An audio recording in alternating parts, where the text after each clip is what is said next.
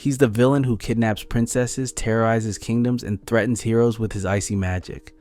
But what if everything you thought you knew about the Ice King was wrong? What if beneath that twisted crown and beneath those desperate schemes lies one of the most tragic and beautiful redemption stories ever told? Because when you really look at Simon Petrikov's journey from man to monster and back again, you discover something that changes everything about how you see Adventure Time. The Ice King isn't just some random bad guy who exists to give Finn and Jake something to fight. He's a broken man trapped inside his own madness, screaming for help while everyone around him sees only the monster he's become. And the way Adventure Time slowly peels back the layers of his story, revealing the truth piece by piece, creates a redemption arc so powerful that it doesn't just save Simon, it transforms the entire show. But here's what makes this even more incredible. His redemption doesn't happen the way you'd expect. There's no single moment where he suddenly becomes good again. Instead, it's a gradual awakening that spans seasons, built on forgotten memories, small acts of kindness, and the love of someone who never gave up on him. It's messy, it's painful, and it's absolutely perfect. In this video, I'm going to walk you through every stage of Simon's transformation, from the moment he first put on that cursed crown to his final breakthrough in the series finale. We'll explore how the writers use his story to examine themes of mental illness, identity, and what it really means to be human. And by the end, you'll understand why the Ice King's redemption isn't just one of Adventure Time's greatest achievements, it's one of the most profound character arcs in all of animation. My name is Sarah, and I've been obsessed with Adventure Time since it first aired. Over the years, I've watched every episode multiple times, analyzed every detail, and spent countless hours thinking about how this show manages to tackle such complex themes while still being incredibly entertaining. The Ice King's story is the perfect example of Adventure Time's genius. How it takes something that seems simple on the surface and reveals layers of depth that will leave you questioning everything you thought you knew. So, let's start at the beginning, before the crown, before the madness, when Simon Petrikov was just a man trying to understand the world around him. Because to truly appreciate his redemption, you need to understand exactly what he lost and how far he fell. Simon Petrikov was an antiquarian, a scholar who studied ancient artifacts and forgotten histories. He was quiet, intellectual, and deeply curious about the mysteries of the past. In many ways, he was the opposite of the chaotic, attention-seeking Ice King he would become. Simon lived in a world of books and research, finding meaning in knowledge and discovery.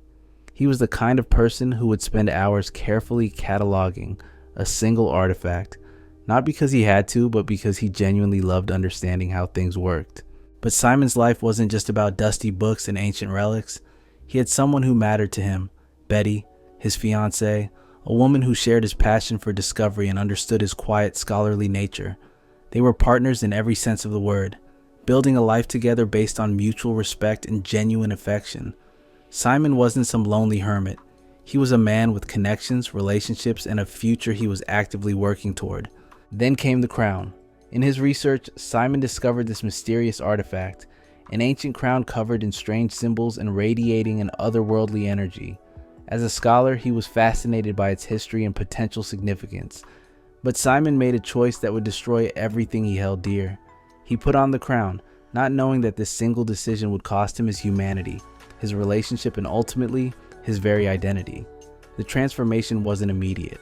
That's what makes it so terrifying. Simon didn't become the Ice King overnight.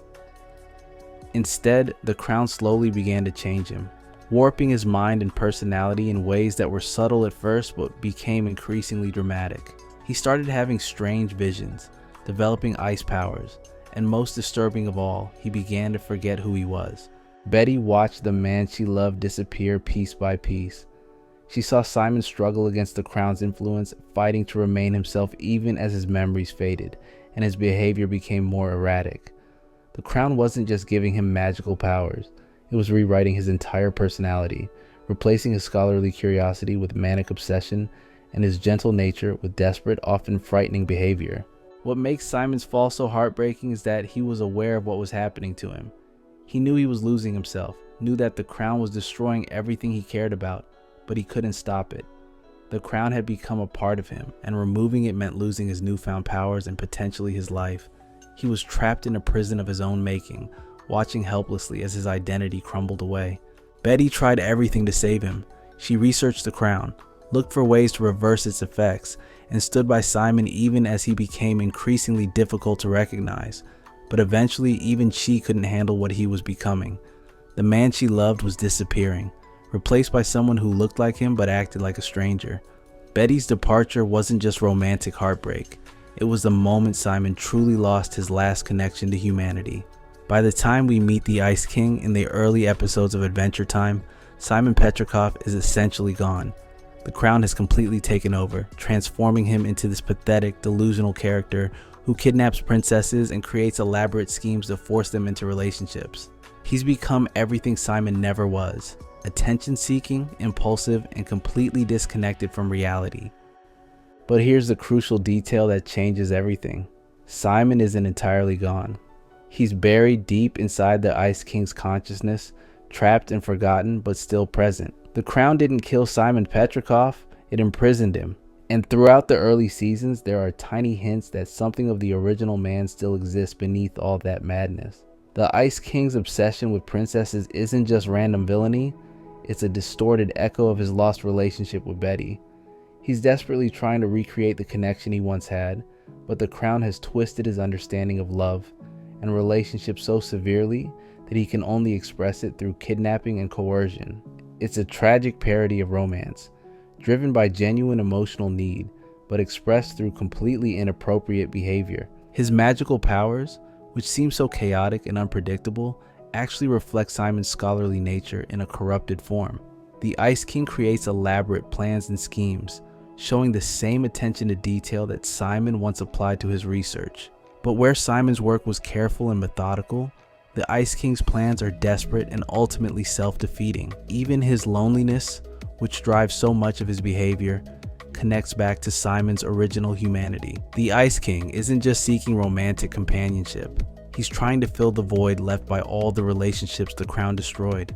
He's a man who once had connections and meaning, now reduced to this pathetic creature who creates imaginary friends and forces interactions because he can't remember how to form genuine relationships. The genius of Adventure Time's approach is that they let us see the Ice King this way for years before revealing the truth. We laugh at his ridiculous schemes, we root for Finn and Jake when they defeat him, and we dismiss him as just another cartoon villain. But the writers were playing a much deeper game, slowly building toward the moment when everything would change. Because hidden in those early episodes are clues, tiny moments where something deeper flickers through the Ice King's madness, a moment of genuine sadness, a flash of intelligence, a brief display of actual caring that seems out of character for a typical villain. These weren't accidents or inconsistencies, they were breadcrumbs leading to one of the most powerful revelations in television history. The Ice King story works because it's ultimately about what happens when someone loses themselves completely but still has the potential to find their way back. Simon Petrikov's journey from man to monster sets up the most important question in his entire arc. Is redemption possible for someone who has fallen so far? And if so, what does that redemption actually look like?